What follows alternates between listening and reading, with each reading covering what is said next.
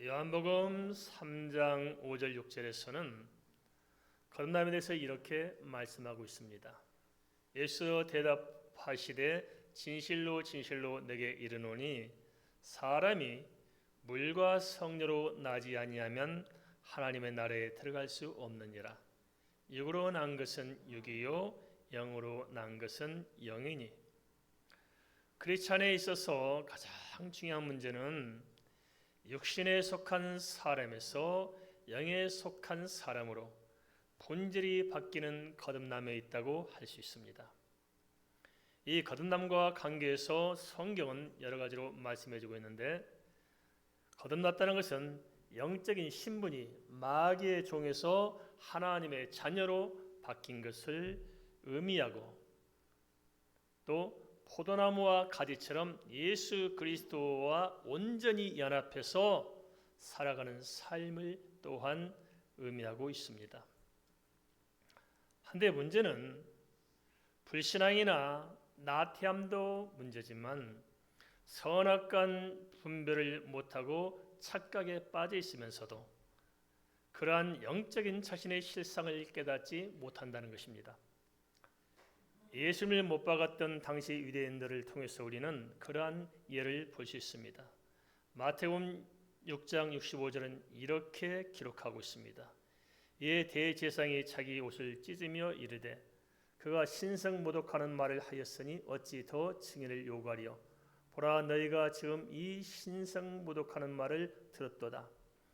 그들은 하나님의 백성 선민이라고 자부하고 살아왔으면서도 예수 그리스도를 십자가에 못 박아 죽이도록 빌라도를 사주했습니다.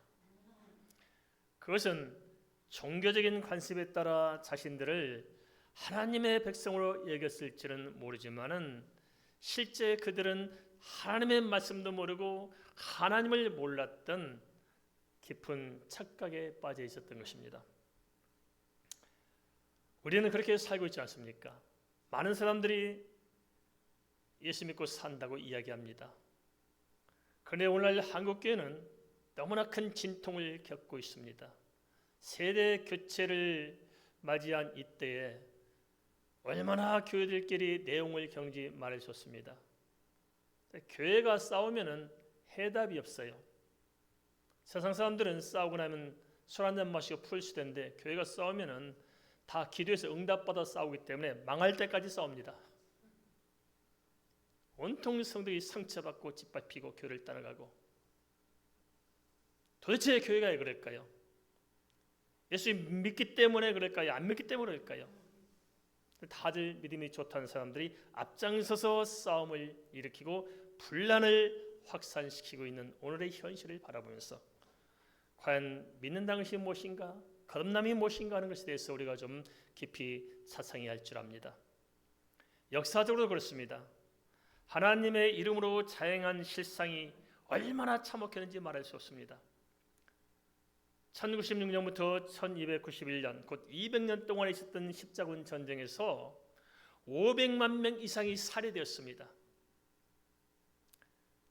1450년경부터 1750년경까지는 마녀 사냥에서 4만 명에서 10만 명이란 억울한 사람들이 불에 타 죽었습니다. 얼마나 잔혹하게 죽인지 모릅니다. 마귀라고 생각해서 죽이니까요. 사람을 매달아놓고 한꺼번에 죽이지 않고 발밑에다가 불을 피워놓습니다. 죽을 때까지 그 고통을 겪도록 만든 것입니다. 이게 바로 예수 믿는 사람들, 하나님을 팔았던 사람들이 했던 짓입니다.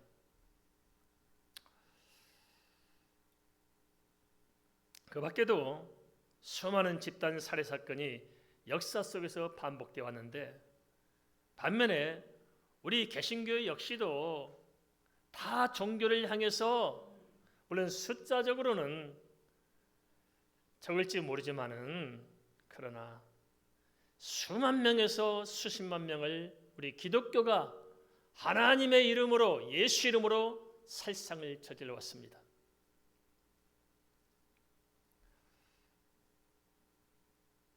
과연 종교란 이름으로 하나님의 이름을 내세워서 무지막지한 살상을 벌인 이들이 과연 하나님의 백성일까요?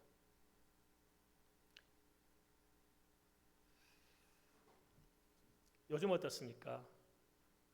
우리가 교회가 시끄럽고 나라가 시끄러운 것은 뭡니까? 다 예수 믿는 사람들이, 믿음이 좋다는 사람들이 하나님 이름을 팔아서 얼마나 어지럽히고 있습니까? 예수 팔아 장사하는 장사꾼들, 종교 사기꾼들, 이게 너무나 많이 차고 흘러넘쳐서 진짜 나라가 고통을 겪고 있는 것이 아니었을까요? 우리 한국 현대사를 바라보십시오. 얼마나 참혹한 일들이 많이 반복되고 있습니까? 누가? 세상 사람들이 그런 것은 그렇다 치더라도 우리 예수 믿는 사람들이, 교회가, 영적 지도자들이, 시대에 좀 이름난 종교 지도자들이 그를 무참히 짓밟고 있으면서도 그 사실을 깨닫지 못하고 자기의 영달을 노리고 타협해가는 이런 모습들이 과연 하나님 보시기에 어떻게 생각하겠냐는 것입니다. 그들이 예수 믿는 사람들일까요? 걷는 사람들일까요? 이 모든 것은 자신들을 하나님의 백성으로 여기며 자신들을 대단한 영적 지도자로 여겼던 사람들에 의해서 차양됐다는 사실들을 우리는 어떻게 해석해야 할까요?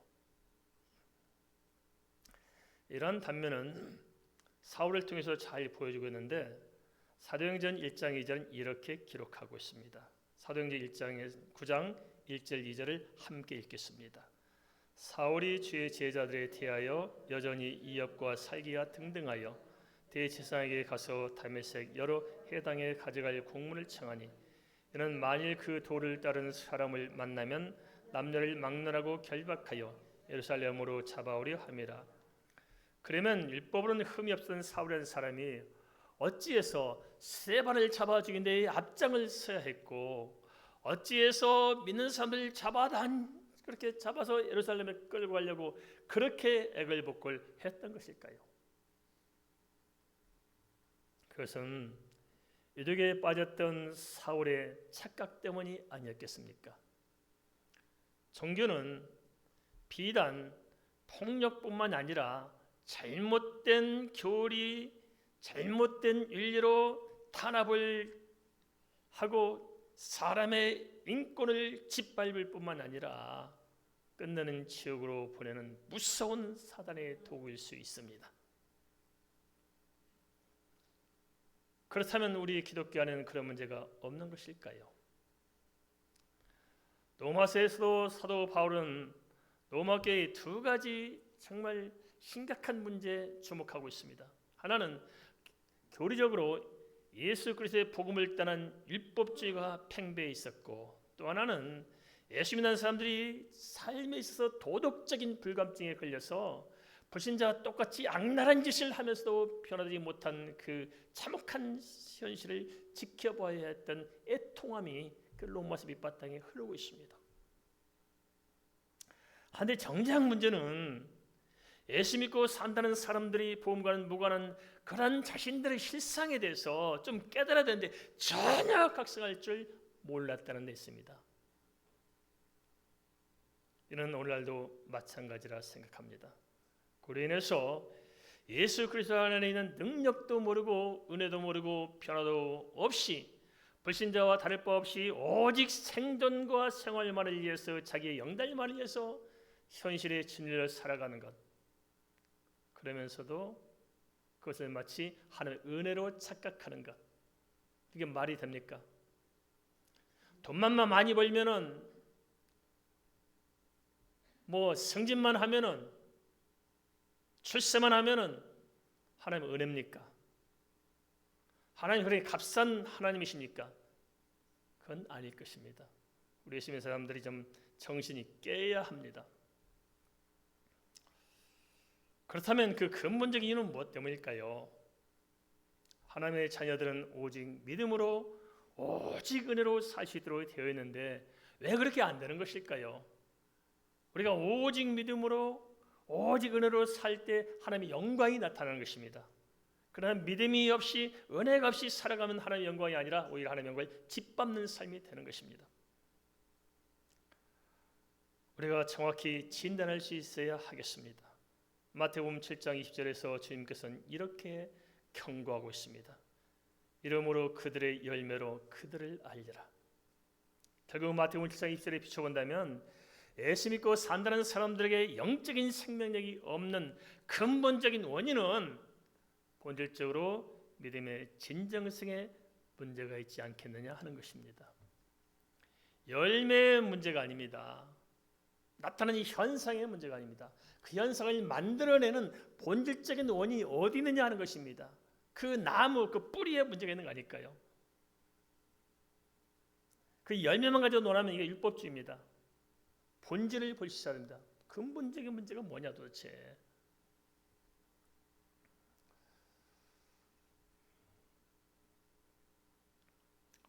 예수 그리스도의 은혜와 진리에 붙들려 살지 못하는 것은 엄밀한 의미에서 보면은 자신들은 참 믿음이 좋은 사람처럼 착각할지 모르지만은 사실은 거듭나지 못했거나 아니면 주님과 아무런 상관이 없이 살아가는 까닭이 아닐까요? 우리 쭉 한번 보세요. 우리 한국교회를 좀 멀찍이서 바라보십시다. 멀리서 바라보면 어떤 모습일까요? 이 시대에 좀 유명하다는 사람들의 모습을 우리가 바라볼 때 은혜로 와닿는 부분이 많아요? 아니면 걱정스러운 부분이 많아요? 큰 교회가 하는 일들을 바라볼 때 물론 다 그런 거 아니겠습니다만 은혜스럽게 와닿습니까? 걱정스러운 게 많습니까? 마태복음 7장 23절은 이렇게 말씀하고 있습니다. 그때 내가 그들에게 밝히 말하되 내가 너희를 도무지 알지 못하니 불법을 행하는 자들아 내게서 떠나가라 하리라. 이 말씀이 무슨 의미인지 깊이 좀 생각해 봤으면 좋겠습니다. 그렇다면 거듭나기 위해서 필요한 선결 조건은 무엇일까요? 우리가 거듭나지 못해서 진정성인 믿음을 회복하지 못해서 이런 쓰라린 고통을 우리가 현실에서 지금 보고 있다면 그걸 해결하지 않겠어요? 그 대안이 뭐냐? 그것은 우리가 진정으로 거듭나야 되는데 거듭나기 위해서는 그럼 어찌해야 한다는 말이냐? 먼저 사도행전 9장 3절에서 5절 말씀을 좀 보겠습니다. 사도행전 9장 3절 5절 함께 읽겠습니다.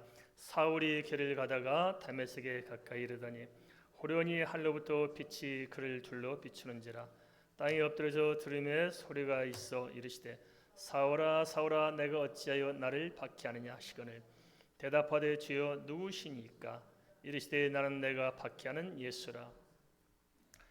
먼저는 무엇보다도 하나님의 은혜가 필요합니다. 하나님께서 긍휼히 여기시고 찾아와 만나 주셔야만 되는 것입니다. 영적인 모든 일은 사람의 능력이 아니라 먼저 하나님의 은혜가 임해야 되지 않겠습니까? 사울이 거듭나시던 것도 전적으로 주님의 은혜였고 우리가 거듭나시는 것도 전적인 하나님의 은혜가 필요한 것입니다. 에베소 2장 1절 말씀대로 허물과 죄로 죽었던 자에게 주님께서 먼저 찾아오신 것입니다. 우리도 마찬가지로 하나님의 은혜로 거듭나야 되는데 문제가 있습니다. 그게 뭐냐? 하나님의 은혜가 우리 가운데 임재할 때 그 은혜를 받아야 되는데 은혜를 헛되이 여기는 것입니다. 교회에 와서 하나님께서 여기까지 초청하는 하나님의 은혜를 알아야 되는데 은혜를 헛되이 여기기 때문에 주님을 향해서 가는 것이 아니고 교회 다니면서도 거듭나지 못하고 인본주의적인 종교에 길들여진 것이 아닐까요? 잘 생각해 보십시다. 우리가 진짜 복음의 사람입니까? 종교에 붙들린 사람입니까? 두 번째로 필요한 것은 그래서 주어진 몫으로 우리 사람이 해야 될 몫으로 계시의 말씀을 들었으면 예수 그리스도가 누군지 최소한 내게 있어서 예수가 어떤 분인지 주님과 나와의 관계 속에서 예수가 어떤 분인가 하는 것에 대해서 고민하고 생각하고 받아들이고 깨달아야 하는 거니까요. 주님께서는 사울에게 나는 내가 박해하는 예수라고 말씀하셨습니다. 이는 그냥 허공에 던져지는 사변적인 이야기 아니고 실제적인 삶의 현장에 처한 사울에게 그에게 있어서 예수가 누군가 하는 것을 주님께서 말씀해 주신 것입니다.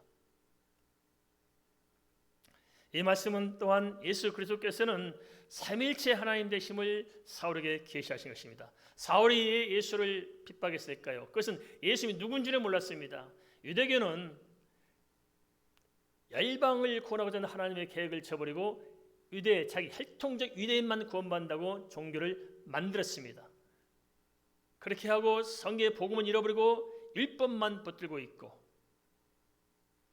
성부, 성자, 성령 삼위일체 하나님을 성경이 말씀하고 있는데 성령 하나님은 성자 예수님을 알지 못하고 창세기 1장 1절부터 말씀하신 삼위일체 하나님을 깨닫지 못해서 성경을 보면서도 성부 하나님, 유일신론적 단일신론인 성부 하나님만을 믿고 있었던 것입니다. 그래서 예수님을 죽이고자 했던 것입니다. 성경은 정말 면밀하게 예수 그리스도가 우리의 구세주임을 이렇게 이야기하고 있음에도 불구하고 가말리엘의 문화생이었던 당대 최고의 성경학자였던 가말리엘의 그 탁월한 문화생이었던 사울조차도 정작 성경을 몰랐던 것입니다. 참 아이러니하죠. 성경을 연구하는 사람들이 성경을 몰라. 저는 처음에 이 말이 이해가 안 됐거든요. 어떻게 성경을 붙들고 사는 사람들이, 이 학자들이 성경을 모를까? 제가 이제 많은 제자도 길러보고 박사학위도 많이 이렇게 수여도 하고 또 주변에 많은 학자들 이렇게 신학자들 이렇게 지켜보면서 이해가 됐습니다. 학문적으로는 신학적으로는 참 많이들 연구하고 탁월한 학적을 갖고 있었지만은 청자로 아이러니하게도 성경에 대해서 모르는 경우가 참 허다했습니다. 다 그렇다는 건 아니고요. 성경을 몰라요. 그런 사람들이 설교를 하니까 엉터리로 설교하는 것입니다. 자기가 드러나고 자기 사상이 드러나고 그러니까 성도들이 거듭나지 못해요. 변화받지 못해요. 육신적으로 좀 만족을 얻을지 모르고 종교적인 어떤 감흥이 있을지 모르지만은 진짜 진정성 있는 크리스찬으로서 뒤바뀌지 못합니다. 소경이 소경을 인도하는 것이죠. 사울이 그렇지 않습니까? 그 대단한 학자가 성경을 몰랐어요. 이는 한편으로 보면 자기 마음에 오로지 자기 생각으로 충만해져서 뭐 하나 비집고 들어갈 뭐가 없는 거예요. 하나님의 계시를 받아들이시는 마음이 열려야 되는데 내 생각이 너무 가득해서 하나님의 계시를 받아들일 여유가 없었던 것입니다. 예수 그리스도가 누구인지 모르면 결과적으로 믿지 못하게 돼 있고 믿지 못하는데 거듭날 수 있겠습니까? 이게 바로 안타깝지만 오늘날 우리의 현실적인 문제가 아닐까요? 그 다음 세 번째로 필요한 것은 주님의 음성을 듣는 것입니다. 사도행전 9장 6절은 이렇게 말씀하고 있습니다. 너는 일어나 시내로 들어가라.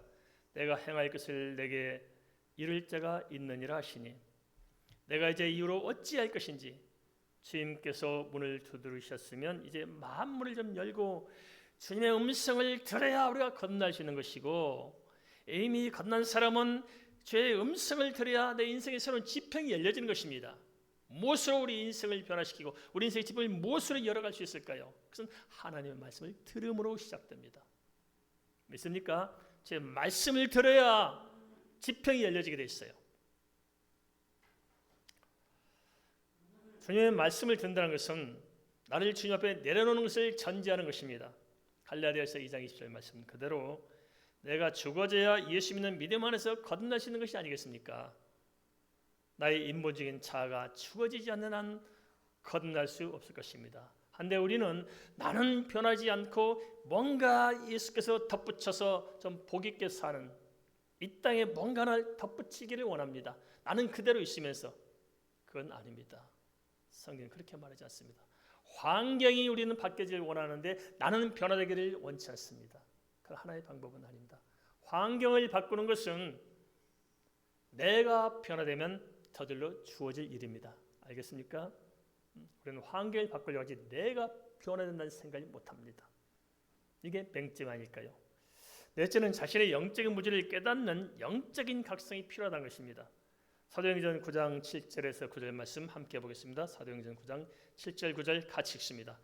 같이 가던 사람들은 소리만 듣고 아무도 보지 못하여 말을 못하고 서 있더라.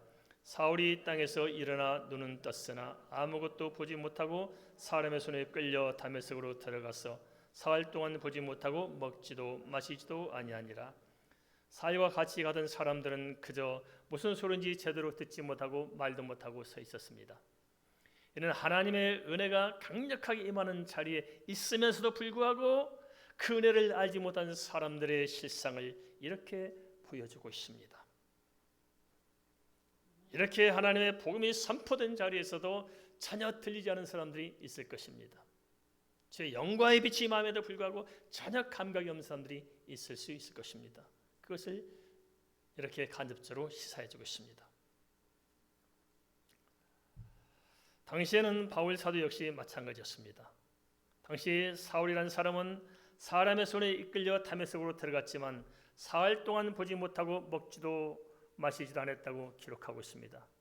하지만 사울은 보지 못하는 그 절박하고 답답한 시간들을 통해서 영적인 소경됐던 자기 자신의 이 실체적인 모습을 정확하게 깨달을 수 있었을 것입니다. 이처럼 거듭나기 위해서는 우리 자신의 실존적인 내 자신의 실상에 대해서 이 냉혹하지만 가슴 아프지만은 사실을 사실로 볼 수 있도록 직면해야 합니다. 예수 십자가 앞에서 직면을 해야 되는 거예요. 우리는 그것을 피합니다. 내 자신을 찢어내는, 내 잘못 살아온 삶을 찢어내는 고통을 피하면서 그저 그냥 무탈하게 아무것도 없이 그냥 예수 믿었습니다, 할렐루야 하면 끝난 줄 알아요. 한 번도 진정으로 내 영혼이 하나님 앞에 직면해 본 적이 없어요. 그러니 무슨 거듭날 수 있겠습니까? 그러면서 뭐 좀 돈 좀 많이 벌면 은혜 받았다 생각하고 뭐 좀 가서 감정에 좀 피리 좀 꽂히면 은혜 받았다 생각하는 것이지, 진정으로 한 번도 예수 그리스도의 그 복음 앞에 인간의 제약된 나의 실상을 가지고 직면해 본 적이 없는 거예요. 그럼 뭐 어떻게 우리가 예수 믿는 사람이겠습니까? 어떻게 거듭날 수 있고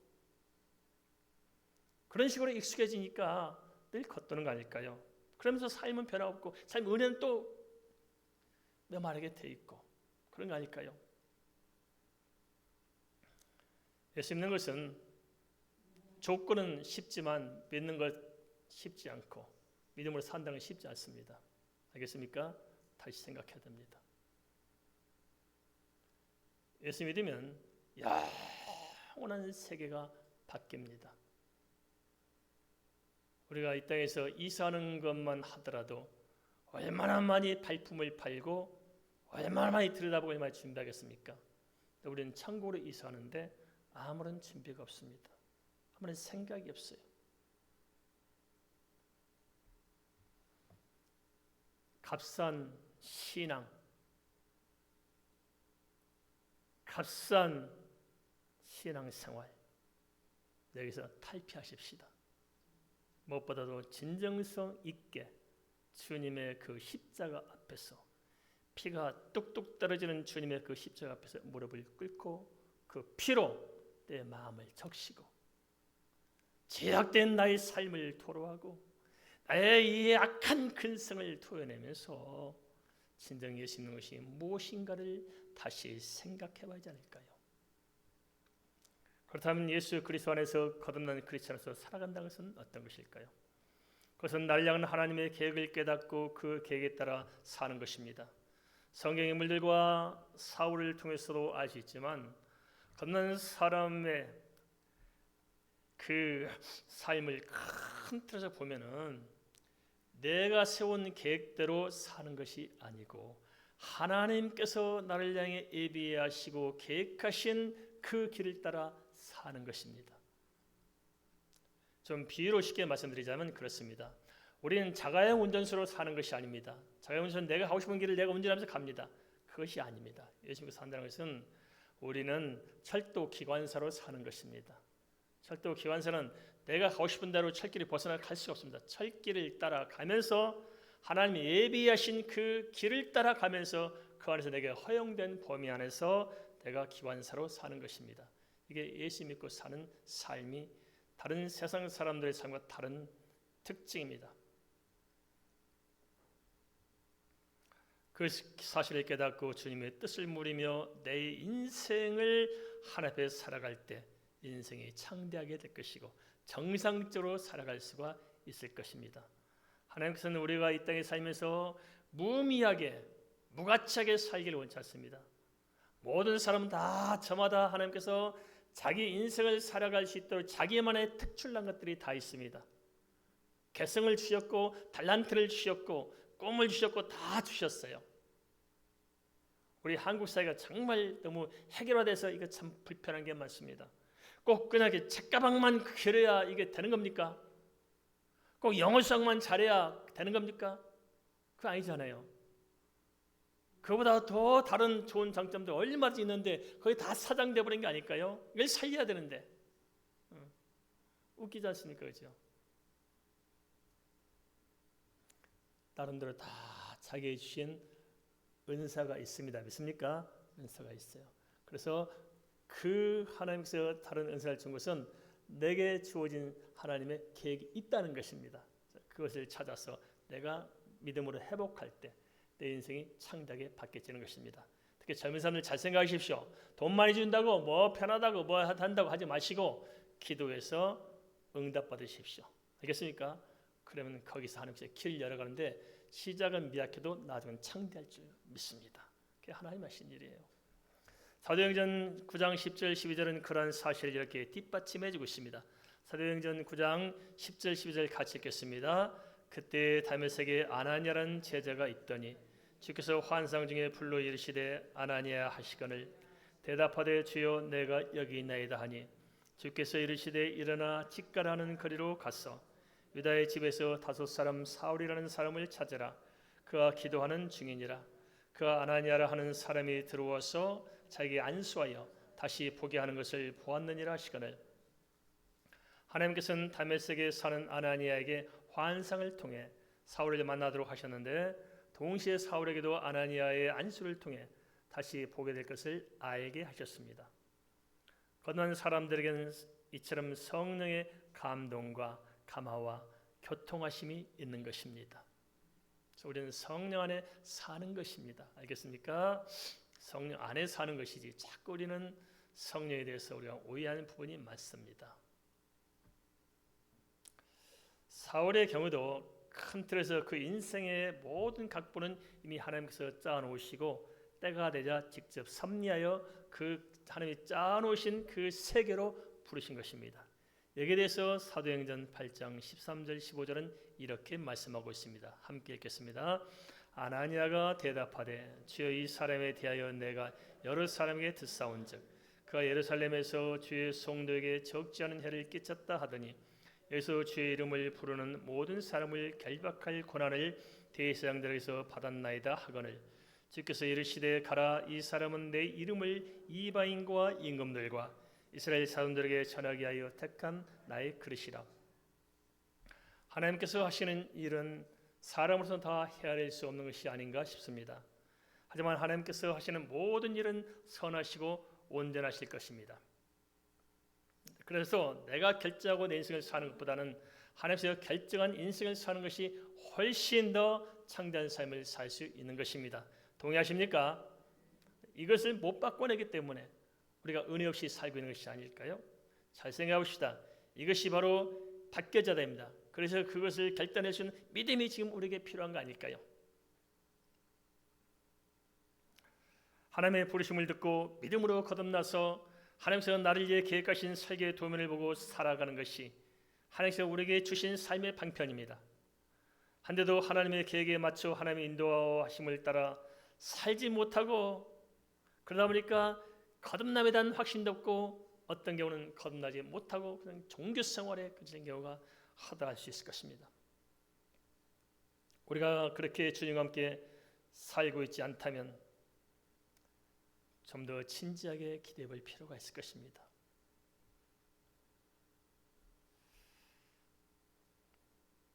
그저 삶의 무게에 짓눌려 살고 있지 않습니까? 뭔가 인간으로서 하나님의 자녀로서 자녀답게 뭔가 좀 당차고 의미 있고 뭔가 확실한 선을 그으며 살아야 되는데 오로지 생존에 짓눌리고 생활에 짓눌려서 그저 얼마 안 되는 돈에 신음하며 그렇게 무기력하게 살고 있지는 않습니까? 아니면 거듭남의 확신이 없이 뭔가 영적으로 방황하고 있지는 않습니까? 우리가 그렇다면 좀 이 시간 우리 자신을 다시 한번 들여다보면서 다시 하나님 앞에 진지하게 우리가 좀 직면해 보십시다. 그렇다면 진정으로 거듭난 사람들의 증거는 어떤 것일까요? 그 한 단면을 사도행전 9장 16절에서 18절 전반절은 이렇게 보여주고 있습니다. 그가 내 이름을 위하여 얼마나 고난을 받아야 할 것을 내가 그에게 보이리라 하시니 아나니아가 떠나 그 집에 들어가서 그에게 안수하여 이르되 형제 사울아 주 곧 내가 오는 길에서 나타나시던 예수께서 나를 보내어 너로 다시 보게 하시고 성령으로 충만하게 하신다 하니 즉시 사울의 눈에서 편의 같은 것이 벗어져 다시 보게 된지라. 아나니아는 주님의 말씀에 따라서 사울에게 찾아가 주님께서 명하신 대로 안수하자 사울의 눈에서 편의 같은 것이 벗겨져 다시 보게 되었는데요. 눈에 편의 같은 것이 벗겨져 다시 보겠다는 것은 단순히 어떤 육신의 눈이 떠졌다는 것만을 의미하지 않고 중복적으로 상징적 어떤 의미를 분명 우리에게 시사하고 있다고 볼 수 있습니다. 사울은 하나님을 섬긴다고 여겼던 사람으로서 자신이 가장 열심히 있고 가장 분별 있게 살아간다고 확신했을 것입니다. 그러한 그를 주님께서는 다메섹에서 주님의 음성을 듣던 그때부터 사흘 동안 앞을 보지 못하게 하심으로써 그가 영적으로 얼마나 무지한 소인가를 깨닫게 하셨습니다. 앞을 보지 못하면 얼마나 답답하겠어요. 그 사이에서 뭘 봐요? 하나님께서는 그 사흘 동안 보지 못하는 과정을 통해서 육신으로 보지 못하는 그 시간들을 통해서 영적인 눈을 열어가셨던 것입니다.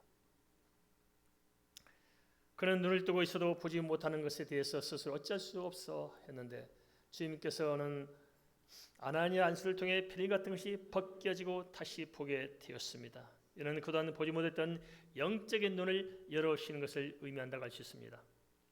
사람이 예수 그리스도 안에서 진정으로 거듭난 증거란 무엇일까요? 바로 이런 것이 아닐까요? 영적인 세계가 예수 그리스도 안에서 확실히 열려지는 것, 이것이 바로 거듭난 증거 아니겠냐는 것입니다. 다시 말하면 믿음으로 성경이 열어지고 깨달아지는 것, 그리고 복음이 그냥 믿어지고 영적인 흑암에서 빛을 보는 것, 이것이 거듭남의 진정한 증거 아니겠습니까? 말씀이 들려지는 것, 거듭남의 증거입니다. 하나님이 믿어지는 것, 우리가 많이 공부해서 알성 싶지만 아닙니다. 하나님께서 알게 하신 이후에 우리가 공부하는 것입니다. 이게 영적인 일입니다. 깨달음은 하나님이 주십니다. 하나님 쫙 열어주세요. 어떤 사람에게 거듭날 때 저절로 열려지게 되었습니다. 믿습니까? 이게 필요하다는 거예요. 그런 증거가 있느냐 하는 것입니다.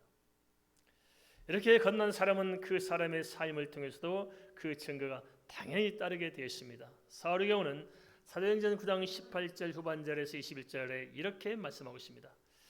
일어나 침례를 받고 음식을 먹으며 강건해지니라. 사울이 다메섹에 있는 제자들과 함께 며칠 있을새 즉시로 각 해당에서 예수가 하나님의 아들이심을 전파하니 듣는 사람이 다 놀란 마르되 이 사람이 예루살렘에서 이름을 부르는 사람을 멸하려 하던 자가 아니냐. 여기 온 것도 그들을 결박하여 대제사장들에게 끌고 가고자 함이 아니냐 하더라. 사울은 성령의 충만함을 받고 성경이 열려지고 예수 그리스도가 누구신지 알게 되자 즉시로 해당에 다니면서 그 사실을 전파했습니다. 예수 그리스도를 믿는 자를 잡아서 끌고 가려던 그가, 주님의 말씀대로 주님을 핍박하던 그가 완벽하게 돌아서서 반대로 주 예수 그리스도를 증언하는 삶을 살게 된 것입니다. 거듭남의 진정한 증거란 이런 것이 아닐까요? 우리가 사도행전 2장에서도 잘 알 수 있습니다. 예수님의 승천한 그 자리에서까지 찬양 동안에 관심을 가지고 살았던 제자들이 주님 말씀대로 성령 기다려서 오늘 성령 강림이 임하자 그들이 완전히 새로워졌습니다. 그래서 성령이 임하자 그들에게 아주 엄청난 큰 사건이 벌어진다. 그게 뭐냐? 겉으로 들어서 방언을 말하고 방언을 전달하는 그런 게 아니고 그들이 제대로 몰랐던 예수께서 그리스도라는 사실, 그 예수께서 부활했던 사실, 그 예수께서 길이요 진리요 생명이라는 사실이 한순간에 확 열려진 것입니다. 믿습니까? 이게 중요합니다. 이게 거듭납니다. 그 순간 어떻게 됐습니까? 그 예수가 나의 그런 사실이 믿어진 순간 가슴에 감동이 너무너무 벅차서 주지할 수 없어서 입을 열어서 예수와 그리스도를 전했는데 그 순간에 변화의 역사가 일어난 것입니다. 즉각적으로 복음을 전했습니다. 예수 믿으면 즉각적인 변화가 일어나는 게 맞습니다. 동의하시면 즉각적인 변화가 있는 거예요. 물론 그렇다고 해서 사람이 하나님이 되는 것은 아닙니다. 뭐가 즉각적인 변화가 있느냐? 인생의 방향이 바뀌는 겁니다. 믿습니까? 인생의 방향이 바뀝니다. 그것은 인생을 사는 목적과 의미와 가치와 세계관이 한순간에 바뀌어지는 것입니다. 우리가 연약할지라도 삶의 의미와 목적이 다릅니다. 예를 들면 그렇습니다. 의사들이 치료하고 병원을 개입해서 환자들을 봤는데 이전 같으면 예수 몰랐을 때는 어떤 병원을 키워서 돈 많이 벌고 유명한 의사로 이름을 얻고 싶을 것입니다. 그렇잖아요. 그런데 진짜 예수 만나면 바뀌어요. 돈 많이 버는 그런 의사가 아니고 어찌하든지 환자의 고통을 치료해서 건강하게 살도록 만들어주고 싶은 것으로 바뀝니다. 식당을 하더라도 이제는 어떻게 하면 돈 많이 벌 것인가? 그래서 요리하실 때도 조금 재료를 전략하고 어떻게 해서 조금 술을 써가지고 그래서 어떻게 좀 맛깔 내가지고 손이 많이 끓일 것인가 했다면은 진짜 겁난 사람은 바뀝니다. 우리 집에 오는 이 손님들에게 어떻게 맛있는 건강한 식사를 제공해서 행복하게 만들어줄 것인가 바뀝니다. 알겠습니까? 우리가 이게 겁나서 인생이 바뀌었나니까 다 때려치고 무슨 보따리 싸고 선교지로 가는 거 아닙니다. 내 삶의 현장에서 인생의 목적과 목표를 바꿔내는 것입니다. 그럴 때 하나님의 은혜가 회복되게 되어 있습니다. 그런 바울이 그토록 겁나셨던 계기는 무엇일까요? 중요한 것은 드러난 모습이 아니라 그 밑바탕의 원동력이 아니었겠습니까? 그것은 그만큼 분명한 은혜를 받은 것이고 성령으로 충만해져서 예수 그리스도에 대해서 주 예수 그리스도의 십자가의 복음에 대해서 분명히 깨닫게 되고 믿게 된 데 있을 것입니다. 오늘 우리도 이 문제를 풀어야 됩니다. 진정 예수 그리스도께서 나의 그리스도이신가? 진정 예수께서 나의 주인이신가? 내가 정말 진정으로 거듭난 사람인가? 아니면 내가 거듭났다고 착각 속에 빠져 있는 것인가? 아니면 주께서 나를 거듭난 자로 이끌었지만 내가 끝까지 은혜를 거부하면서 내 알량한 생각 가지고 내 인생을 설계하고 그것을 붙들고 사는 것인가? 우리가 본질적인 저희 자신의 속사람을 좀 들여다보고 다시 주님의 십자가 앞에 직면해야 합니다. 거듭난 증거는 변화와 성숙에 있습니다.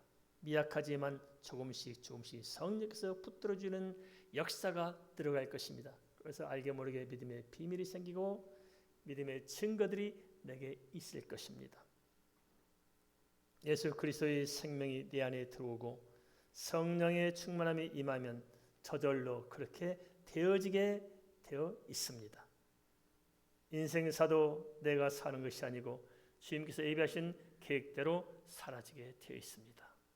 따라서 혹시라도 삶 현장에서 하나님 은혜가 메말라 있다면 아니면 주님 앞에서 무기력한 상태로 침체기를 보내고 있다면 그것도 아니면 제약과 불신앙에서 허덕이거나 또는 흑암에 올면서 신음하고 있다면 아니면 자의적인 신앙에서 내가 빠져서 주님을 대적하고 아니면 인생의 갈 바를 모르고 지금 방황하고 있다면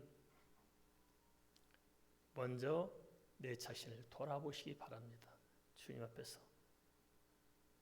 크리스천의 삶은 내가 사는 것이 아니고 주님께서 살도록 하시는 것입니다. 그 삶을 살아야 됩니다.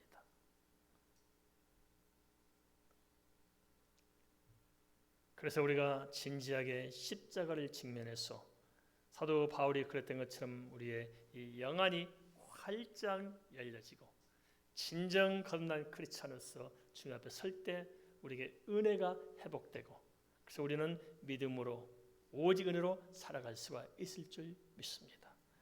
우리 말씀을 생각하면서 함께 기도하겠습니다.